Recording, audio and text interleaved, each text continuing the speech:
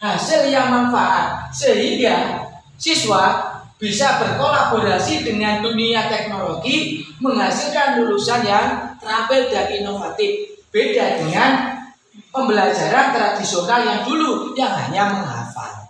Dan di hari ini pembelajaran modern ini berfokus pada siswa. Maksudnya apa? Siswa diberi pengarahan dan disuruh memilih sendiri dengan aturan atau kaidah yang tidak boleh melanggar dari prosedur yang ada di SMK. Artinya tidak salah kaprah. Walaupun siswa bebas dalam memilih pembelajaran, tapi kita harus tahu rambu-rambu yang harus ditanamkan ke peserta didik. Yang berikutnya, budaya positif. Budaya positif ini menggabungkan dua pembelajaran baik tradisional maupun modern, digabung menjadi satu kesatuan yang menjadi motivasi yang bisa berkembang di SMK agar pembelajaran di SMK lebih baik. Kenapa? Karena di sini guru dituntut menggabungkan dua pembelajaran menjadi satu kesatuan yang utuh untuk menciptakan SMK Kusuma Bangsa menjadi yang terbaik, baik pembelajaran akademik ataupun non akademik, yang menjadi satu kesatuan menjadi budaya positif, yaitu menggabungkan dua pembelajaran menjadi satu kesatuan untuk menciptakan SMK Kusuma Bangsa menjadi yang lebih baik. Lanjut, Pak.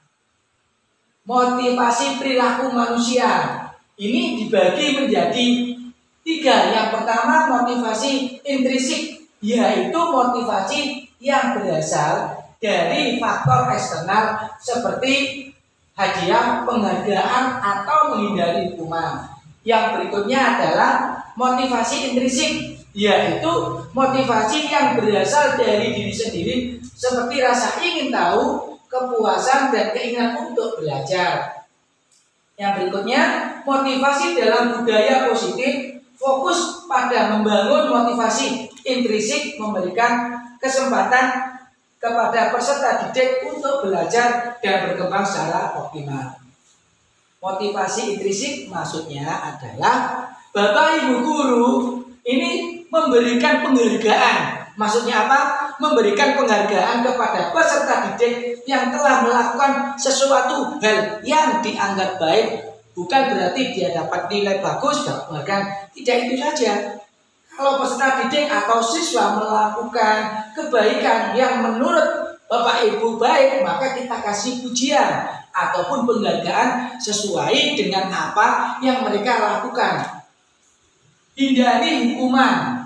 Maksudnya adalah kita memilih sedikit hukuman yang bisa mendidik. Jadi hukuman kita berikan tapi yang mendidik. Agar apa? Agar peserta didik tidak ada rasa dendam pada kita.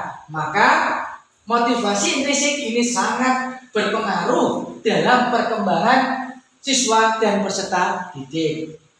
Yang berikutnya, motivasi intrinsik. Maksudnya apa? Motivasi ini adalah yang ada pada diri kita.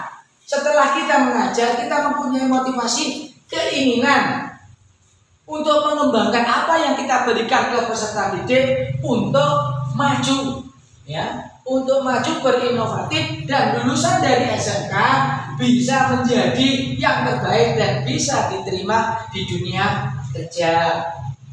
Yang berikutnya ini adalah motivasi dalam budaya positif. Ini adalah menggabungkan motivasi ekstrinsik dan intrinsik menjadi satu kesatuan untuk mengembangkan media pembelajaran dan motivasi pembelajaran yang optimal di SMK Kusuma Bangsa. Agar apa?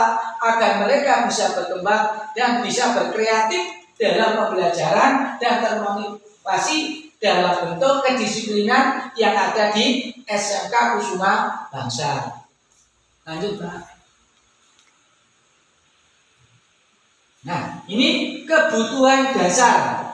Kebutuhan dasar ini dibagi menjadi 4. Yang pertama, kebutuhan fisik. Yang kedua, kebutuhan sosial. Yang ketiga, kebutuhan emosional. Yang keempat, kebutuhan akademik.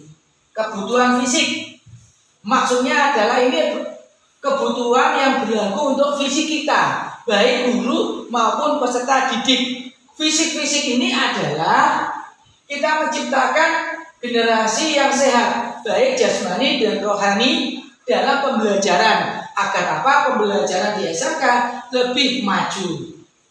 Berikutnya adalah kebutuhan sosial. Kebutuhan sosial adalah interaksi antara sesama teman yang berbeda notabene dari SMP yang berbeda menjadi satu kesatuan yang harmonis. Agar apa?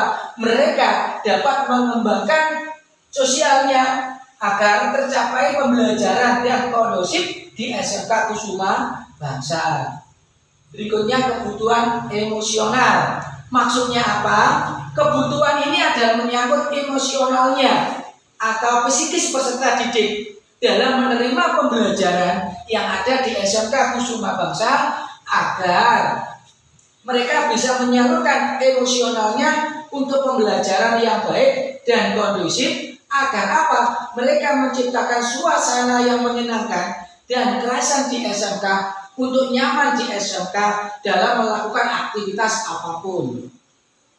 Kebutuhan akademik ini adalah pembelajaran yang diterima peserta didik agar mereka mau menerima apa yang kita ajarkan dengan media apapun sehingga mereka dapat berkembang dan meraih akademik yang terbaik di SMK. Apabila mereka lulus di SMK bisa diterima baik di dunia kerja maupun di dunia perkuliahan dengan nilai akademik yang memuaskan agar mereka bisa berkembang dan menciptakan pengalaman dalam kehidupan nyata baik di DUDI ataupun di dunia perkuliahan. Lanjut. Posisi kontrol restitusi. Nah, Bapak Ibu guru, dalam pembelajaran ini ada posisi kontrolnya. Yang pertama, posisi kontrol eksternal. Fokus pada kontrol eksternal seperti aturan dan hukuman. Siswa diharapkan mematuhi aturan agar tidak mendapat hukuman. Berikutnya, posisi kontrol internal. Fokus pada pengembangan kemampuan diri dan tanggung jawab. Siswa diharap melakukan hal yang benar karena mereka ngerti konsekuensi dari perilakunya. Yang ketiga adalah restitusi, membantu siswa memahami eksekusi dari perilaku mereka, memberikan kesempatan memperbaiki kesalahan dan belajar dari pengalaman. Perhatikan,